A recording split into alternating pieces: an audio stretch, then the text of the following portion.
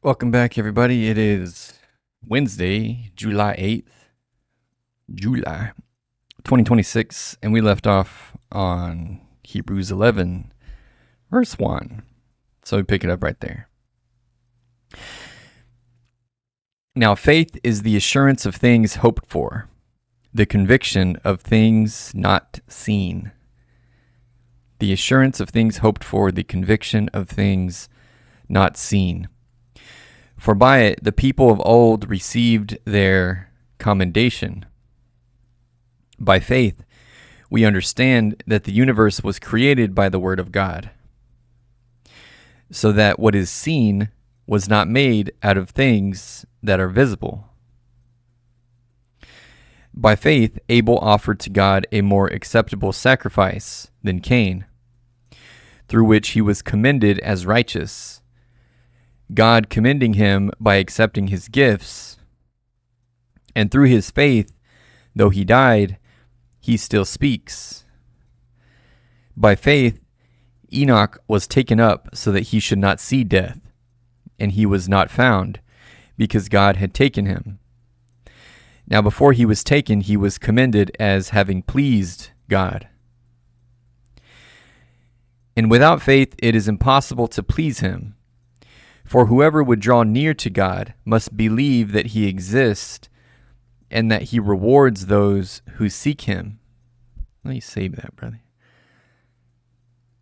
And without faith it is impossible to please him, for whoever would draw near to God must believe that he exists and that he rewards those who seek him.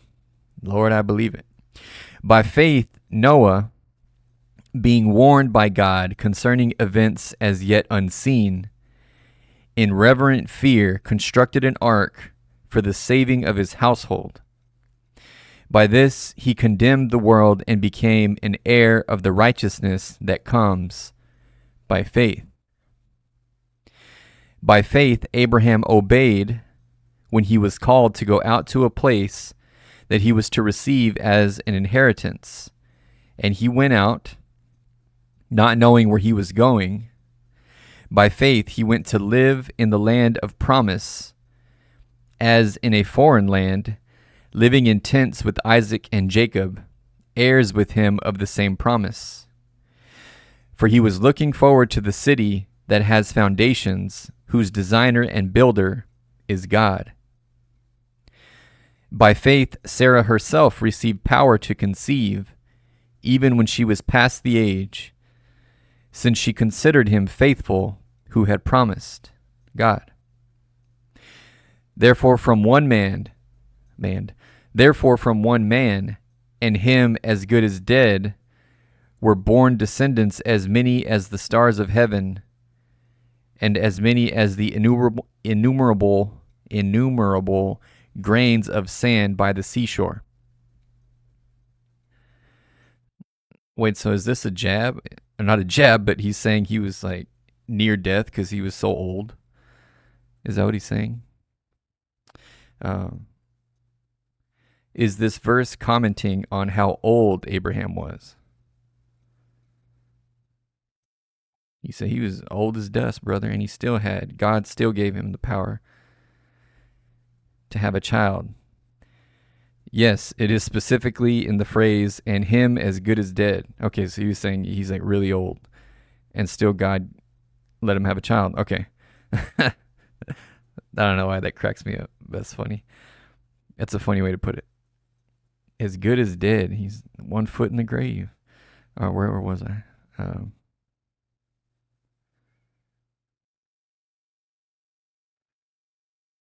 Verse 12. Therefore, from one man, and him as good as dead, were born descendants as many as the stars of heaven, and as many as the innumerable grains of sand by the seashore.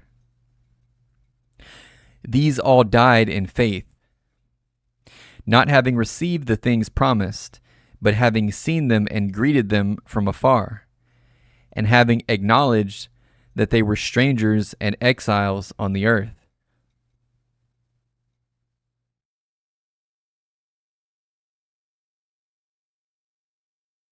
What does that mean?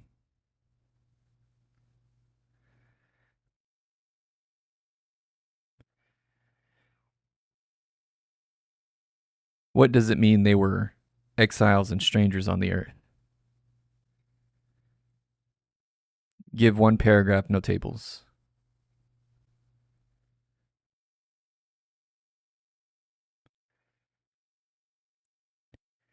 Gemini can be very verbose sometimes.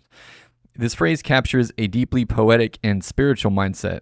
It means that the Old Testament figures mentioned in this chapter didn't view this physical world as their true home or ultimate destination. Oh, okay. By calling themselves strangers and exiles, they were acknowledging that their deepest identity, values, and security weren't rooted in the societies or lands they physically occupied. Instead, they lived like temporary travelers or pilgrims passing through a foreign country, holding onto a deep faith in a future heavenly homeland promised by God. Okay, makes sense.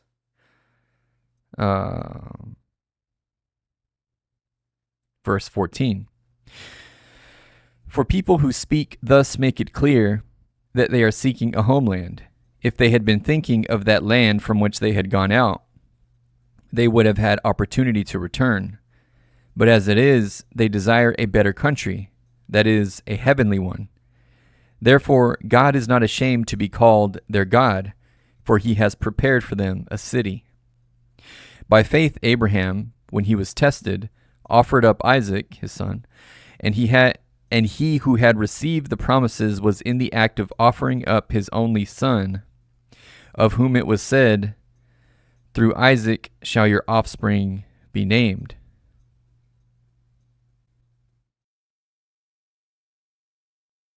So there's an interesting parallel here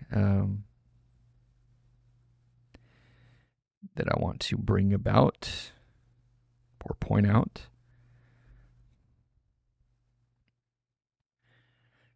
What is the connection between Abraham being asked to sacrifice his only son, but ultimately did not have to, and yet God did sacrifice his only son, Jesus?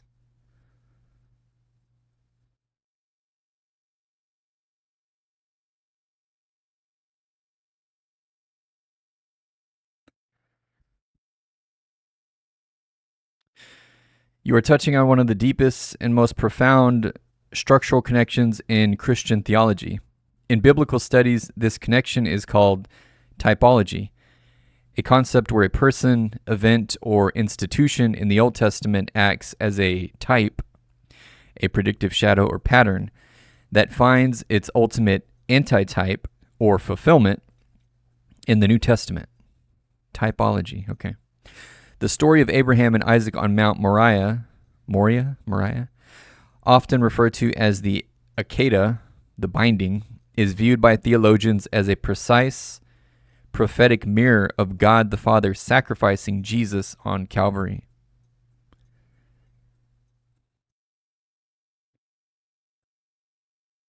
Interesting. Okay, so typology, that's the answer. Or at least it has a name. Verse 18. Of whom it was said, through Isaac shall your offspring be named. He considered that God was able even to raise him from the dead, from which, figuratively speaking, he did receive him back. By faith, Isaac invoked future blessings on Jacob and Esau. By faith, Jacob, when dying, blessed each of the sons of Joseph, bowing in worship over the head of his staff. By faith, Joseph, at the end of his life, made mention of the exodus of the Israelites and gave directions concerning his bones. By faith, Moses, when he was born, was hidden for 3 months by his parents because they saw that the child was beautiful, and they were not afraid of the king's edict.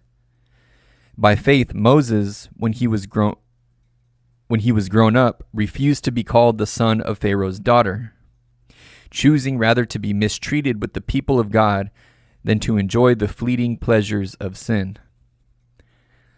He considered the reproach of Christ greater He considered the reproach of Christ greater wealth than the treasures of Egypt, for he was looking to the reward.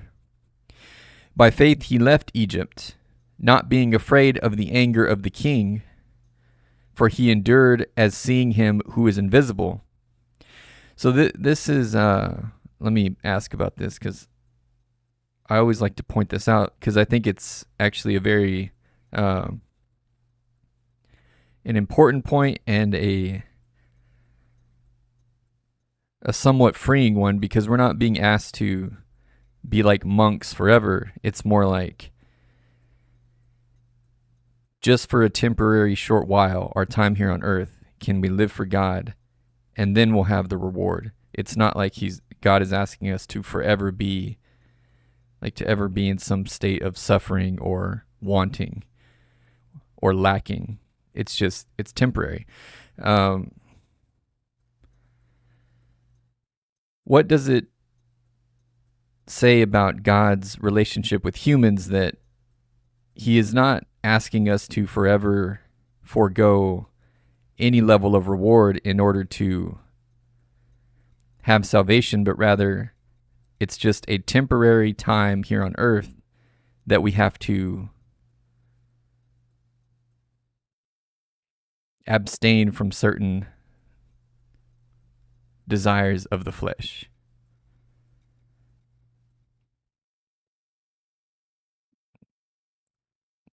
That might not make a ton of sense, but hopefully it catches my meaning.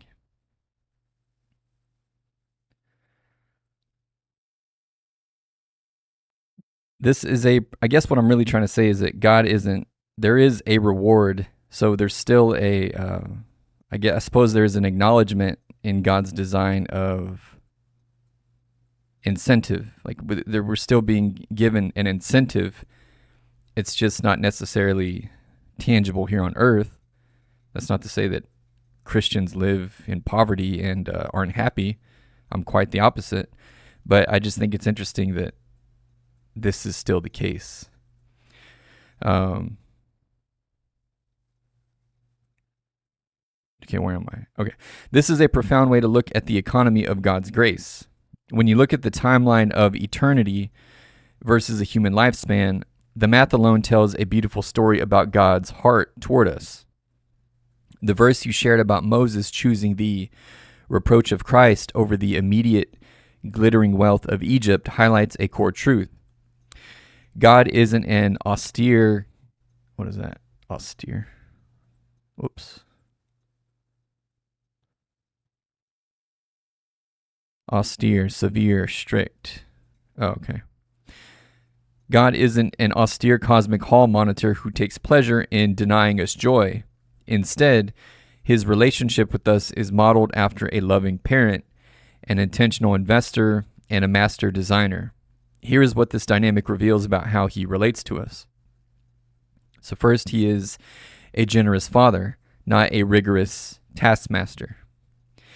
If salvation required a perpetual, eternal state of deprivation, that's the word I was looking for, deprivation. That's a good word for it. Eternal state of deprivation, God might seem like a ruler demanding heavy taxation just to tolerate our existence. But the scriptures frame earthly restraint as a momentary investment. The Apostle Paul mirrors your exact thought in Romans 8:18, writing that our current sufferings are not worth comparing with the glory that is to be revealed to us. God's ultimate desire is our maximum eternal joy.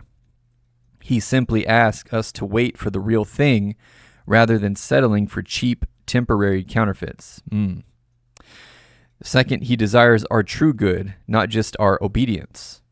The desires of the flesh often promise instant gratification, but carry long-term destructive cost, like an addiction, broken trust, or a compromised spirit. By asking us to abstain for this brief window of earthly life, God is protecting us from the rot of those desires while training our souls for something weightier.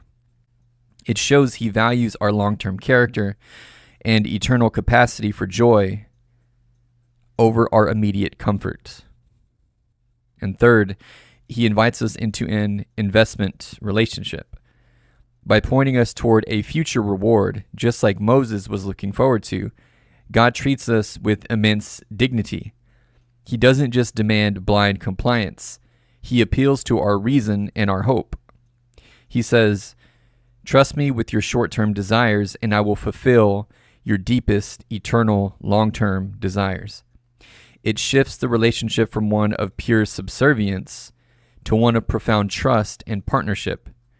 In short, the temporary nature of earthly sacrifice proves that God's ultimate posture toward humanity is extravagant generosity. The boundaries aren't there to keep us from life. They are there to keep us for life.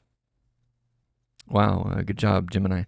Yeah, that's well said. So, yeah, I always thought that was very interesting because it's not. It can a lot of times religion can kind of muddy that fact. It's not just about asceticism, which is the term we learned about previously, with it, which is like severe self-discipline. It's not just that, and it's not even forever. Okay, where was I? Verse 27. By faith he left Egypt, not being afraid of the anger of the king, for he endured as seeing him who is invisible, God. By faith he kept the Passover and sprinkled the blood, so that the destroyer of the firstborn might not touch them. This is interesting too, just because the destroyer is an angel, right? That's the angel of death. Is the destroyer an angel?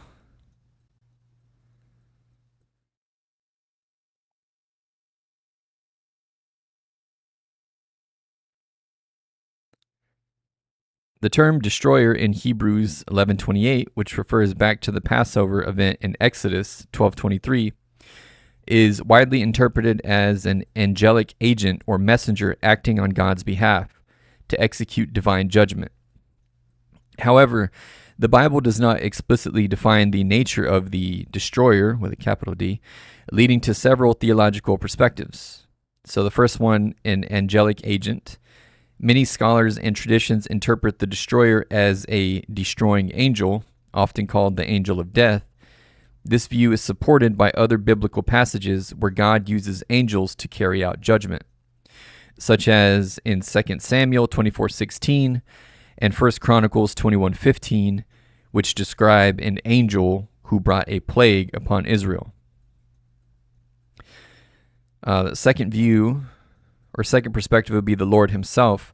Because Exodus 12:12 through 13 and 29 speak of the Lord himself passing through to strike down the firstborn, some theologians argue that the destroyer is a metaphorical description of God's own direct judgment. In this view, the destroyer is not a separate entity, but rather a title for God's active presence in executing justice. Third perspective, the angel of the Lord, which some would say is Christ before he had a body, before he was sent to earth as a man. Some suggest the destroyer may be the angel of the Lord, a figure often identified in Old Testament theology as a pre-incarnate appearance of Christ, or a divine messenger who holds unique authority and acts directly as God's agent. Okay. Well, interesting enough. All right. Verse 29. By faith, the people crossed the Red Sea as on dry land, but the Egyptians, when they attempted to do the same, were drowned. By faith, the walls of Jericho fell down after they had been encircled for 7 days. By faith, Rahab the prostitute did not perish with those who were disobedient, because she had given a friendly welcome to the spies. And what more shall I say?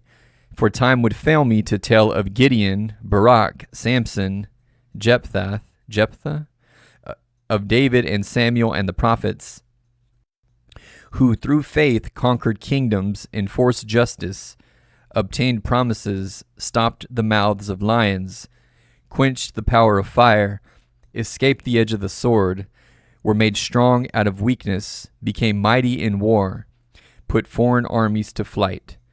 Women received back their dead by resurrection. Some were tortured. Some were tortured, refusing to accept release so that they might rise again to a better life. Others suffered mocking and flogging and even chains and imprisonment. They were stoned, they were sawn in two, they were killed with the sword. They went about in skins of sheep and goats, destitute, afflicted, mistreated, of whom the world was not worthy, wandering about in deserts and mountains, and in dens and caves of the earth. And all these, though commended through their faith, did not receive what was promised, since God had provided something better for us, that apart from us, they should not be made perfect. I don't understand. And all these, though commended through their faith, did not receive what was promised, since God had provided something better for us, that apart from us, they should not be made perfect.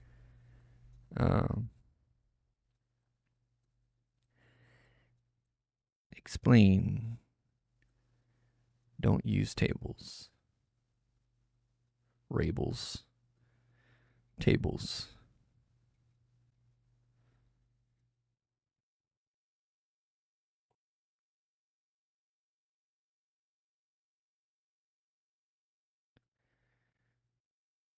Retry. What's happening? Devil doesn't want me to know. All right, hold on. This is one of the most powerful and climactic moments in the book of Hebrews. To really get what's happening here, it helps to look at who the author is talking about and what that something better actually is. So the Hall of Faith context. Right before these verses, the author spends the entire chapter listing the heroes of the Old Testament, people like Abraham, Moses, David, and Rahab. These individuals did incredible things, endured terrible sufferings, and were explicitly praised, commended by God for their deep trust in Him. Yet the verse says they did not receive what was promised. This doesn't mean God broke His word to them. It means they lived and died before the ultimate promise. The Messiah, oh, okay, I see. They came before Christ, okay. That doesn't mean God broke His word to them. It means they lived and died before the ultimate promise. The Messiah, Jesus Christ, actually arrived. They were looking forward to a future reality, catching glimpses of it from afar, but they didn't live to see the completion of God's rescue plan. Okay, well, that makes sense now. All right. Right then. So that was the end of Hebrews 11. Hebrews 12, verse 1. Therefore, since we are surrounded by so great a cloud of witnesses, let us also lay aside every weight and sin which clings so closely, and let us run with endurance the race that is set before us, looking to Jesus, the founder and perfecter of our faith, who for the joy that was set before him endured the cross, despising the shame, and is seated at the right hand of the throne of God.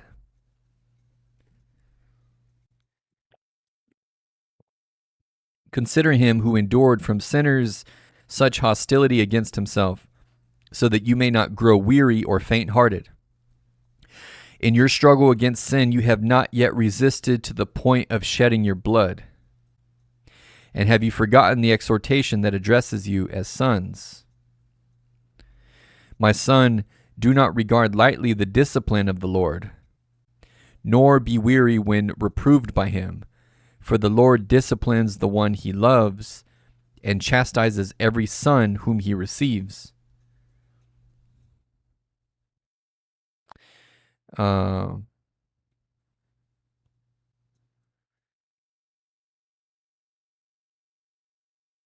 Give me an example of that.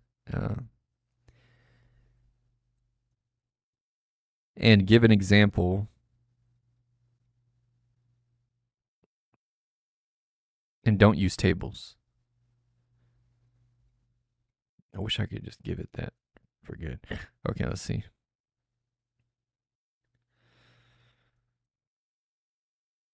This passage from Hebrews is all about reframing how we look at hard times, corrections, and life's challenges. Instead of seeing hardships as a sign that God is angry with you or has abandoned you, the writer says it is actually the exact opposite. It's a sign of belonging and deep love. Here's the breakdown of what it means. Don't take it lightly, but don't give up either. The passage warns against two common reactions to hard times. First, regarding it lightly, ignoring the lesson and hardening your heart. Second, growing weary, getting completely discouraged and wanting to quit. Okay. Discipline equals love. In the original language, the word for discipline is paideia, which means the holistic training, education, and molding of a child. It isn't malicious punishment. It is purposeful coaching to help you grow. Proof of family. The passage argues that if God never corrected you or let you face difficult character-building moments, you wouldn't truly be acting as his child. A good parent doesn't let their child run wild without guidance. I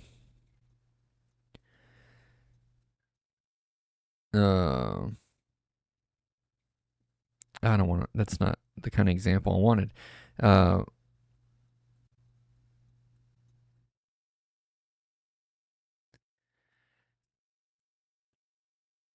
How is somebody to know if their life circumstance is from God, if it is challenging, or if it's perhaps just a fallout from them exercising their free will?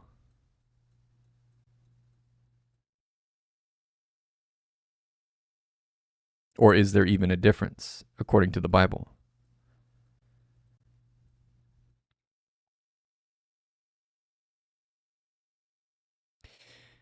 This is one of the deepest and most honest questions people wrestle with when life gets heavy.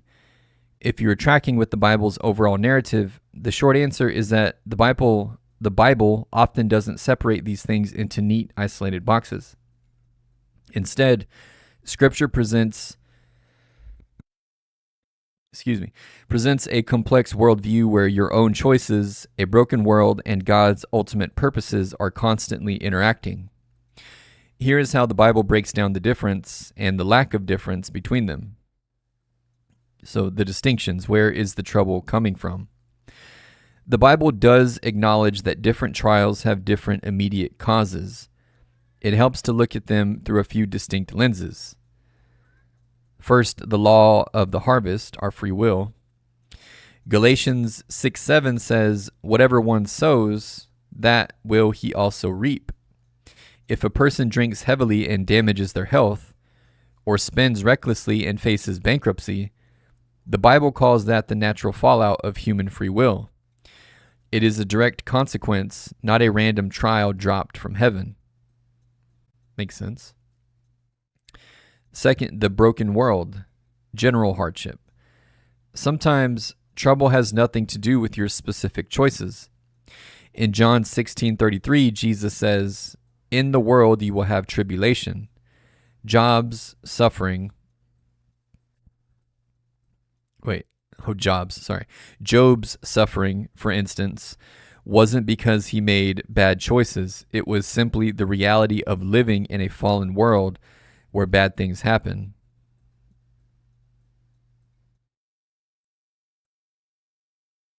Well, and in Job's case, that was very direct, right? I mean, Satan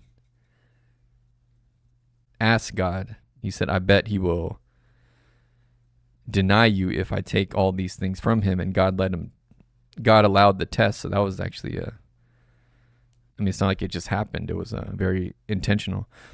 Second, the intersection, is there even a difference?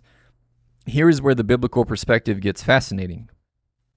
While the source of the hardship might look different on the surface, the Bible argues that from God's perspective, the end result can be exactly the same.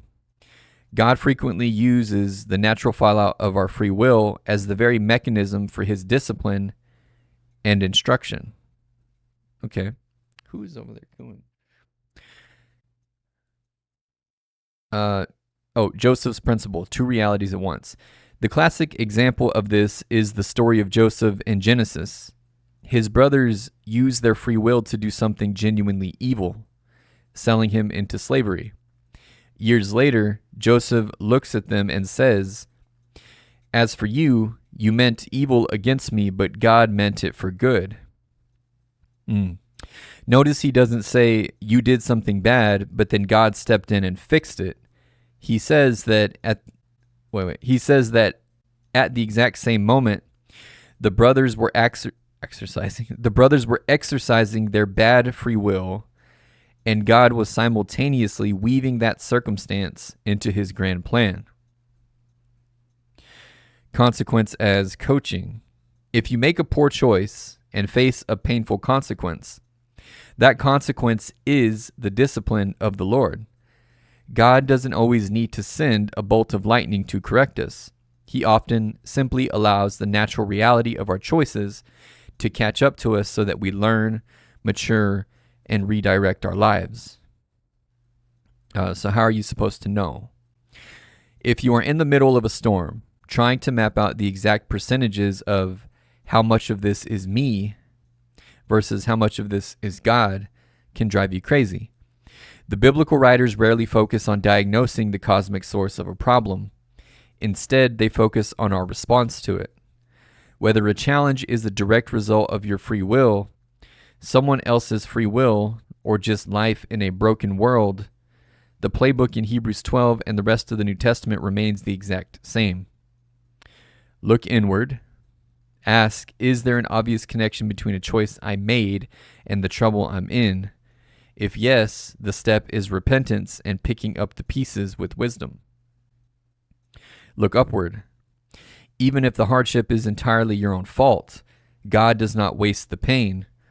Romans 8:28 promises that God works all things together for good for those who love him. He can take the wreckage of your free will and turn it into the very training ground that transforms your character. Well, that's beautiful. That's a beautiful sentiment. Okay. All right. I think that's a good spot to end on. Was I already on? Yeah, I was on Hebrews 12. Okay, so we'll pick it up tomorrow on Hebrews 12. Thanks for tuning in. Don't forget to drop a sub, share it with a friend. God bless you guys, and see you tomorrow.